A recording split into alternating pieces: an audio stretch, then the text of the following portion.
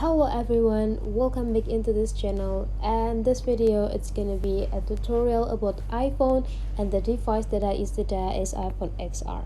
And through this video I would like to show you the way how to share the contacts from iPhone to another iPhone.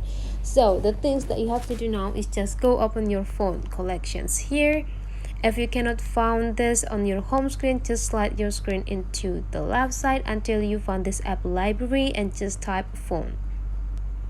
And when you found it, go click it to open it.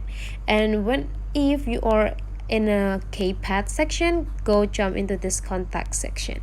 And now you just need to choose which contact that you want to send into other phone. Let's say I would like to send this contact, and now we just need to scrolling down, and let's see this option to send or share this contact into another iPhone. Go click this share contact, and there will be pop up here several options the way you send this contact. If you want to send into the same iPhone, you can do with the airdrop, so make sure that your friend's iPhone also activating their airdrop.